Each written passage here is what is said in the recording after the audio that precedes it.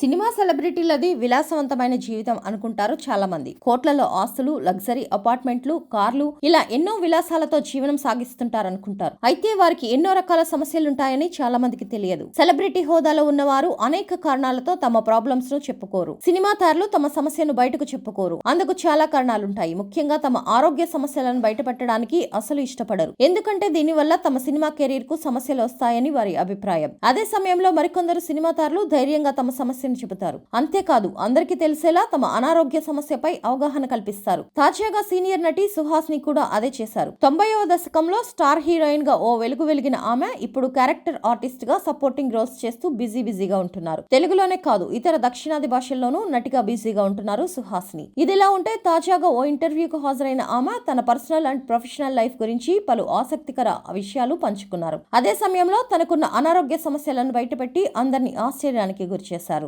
తనకు టీబీ సమస్య ఉందని, కానీ ఆ విషయం తెలిసిన తర్వాత కూడా భయంతో అందరి దగ్గర దాచానని చెప్పారు సుహాసిని. పరువు పోతుందని భయపడ్డానని, ఎవరికి తెలియకుండానే 6 నెలల చికిత్స తీసుకున్నానని చెప్పారు సుహాసిని. కొన్నాళ్ల తర్వాత ఈ విషయాన్ని సమాజానికి తెలియజేయాలని, అందరిలో టీబీ గురించి అవగాహన కల్పించాలని అనుకున్నానని చెప్పుకొచ్చారు. కాగా సుహాసిని 6 ఏళ్ల వయసులోనే టీబీ ఉందని బయటపడిందట.